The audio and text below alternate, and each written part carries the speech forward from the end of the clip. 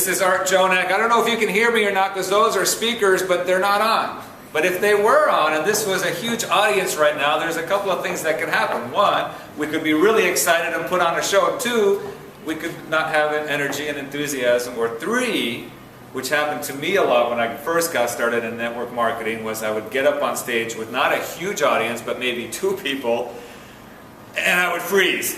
I don't know what to say. Am I going to say the right thing? Am I sweating? Do I look okay? What was I going to say? And how do we handle that? And what's the psychology behind the freeze? Why does that happen to us in the business whenever we need to present to somebody? Well, neuroscience is my favorite subject this day. Neuroscience? Yeah, because if we find out how our brain works, we'll learn a lot about ourselves. So what have been commonly known is that we've got 2 modes. When we get scared, the lion jumps out in front of you, what happens? Either you fight or you flight. Right. So that's the 2 modes that we have been aware of. But now neuroscience has discovered a 3rd mode, which is freeze, which explains what happens to you when you're on stage or you're in a presentation. Doesn't really matter. Even the whole meeting, whatever it may be. Yeah, wherever it is, but all of a sudden your brain just don't seem to work, and that even happens to me now. Like, of course, when I opened the convention a few days ago, what was so crazy was that I was on stage, and all my lines, everything I planned, was constantly going away. And so it happens all the time, because when your brain gets overloaded, it goes into a freeze mode. But let me explain the 2 first ones first, because this is kind of fun, because you probably had somebody on your team that after a meeting, you were on stage, or your sponsor was on stage, they come to you, Art, and say, well, that wasn't a very good presentation. Right. Or they come to you and say, well, the thing that he mentioned about the thing, with that product and that product, no, that was unethical. Okay. So that's a mode called fight.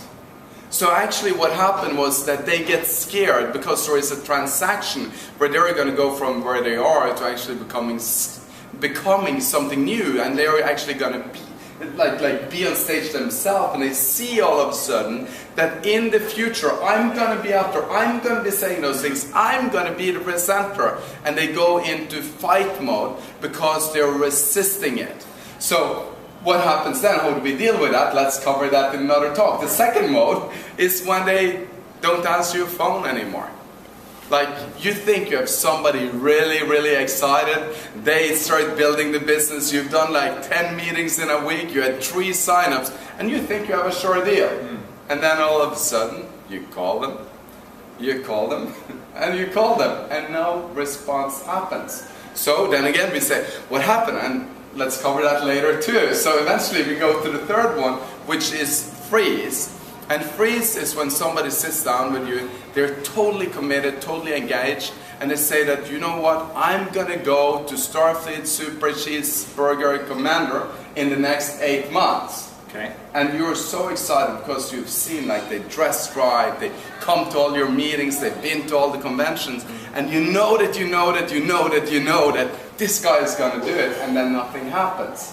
So what happened with all 3 of the modes is that we got an overload in the brain. So when we give somebody an easy assignment, it doesn't create overload, but sometimes it doesn't create anything at all. So it's the balance between how much do I do to get you engaged and how much do I don't do. So this might even be a little bit too much information about neuroscience and all of that. So let's just have a little bit of a practice on art.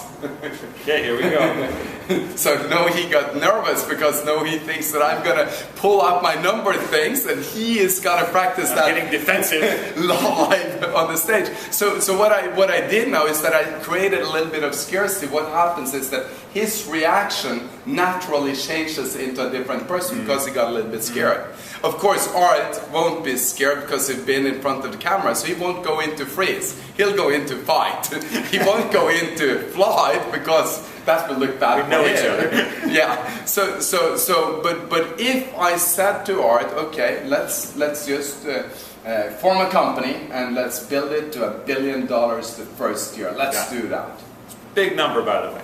He's going to be very excited right now in the conversation, but the minute he walks out of the room and he is responsible, his head is on the line, so if it doesn't happen, he is the one that is going to look bad. He is actually going to have no energy to pursue that dream because they just froze him. So what happens in the real world is that we sit down with people and we say that, hey, you got to make it to the top of the compliment. Let's say the top is a diamond, it's very common. So we talk about that, and we are all excited, they're all excited, and they leave out. And what happened was that their brain can't figure out how they're going to do that. They're looking at the numbers, and all of a sudden they realize that this is hundreds of people, and they don't know how to communicate with hundreds of people.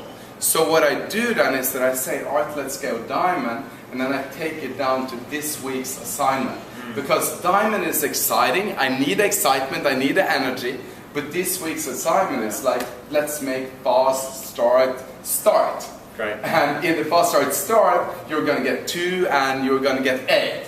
So now we know specifically clear instruction on what to do, and Art gets engaged because I tell him that if we do this, we're going to be diamond in 9 months. So I build a dream, and I also give him a clear assignment. Next week we go to the next level. Next week we go to the next level. And in this way we avoid the fight because he knows he can do it. Right. We avoid the fight because I'm telling him the big dream and he wants the big dream.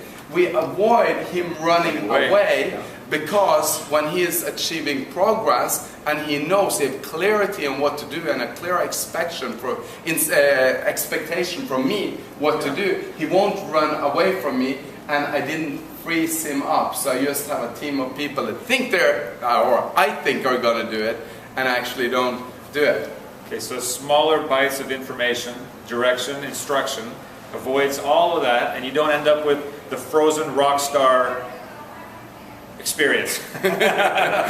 So, interesting notes. So think about how often does it happen that maybe you've got somebody excited, they want to become that rock star, and for whatever reason, they don't even take the first step. And that might have something to do with freeze mode.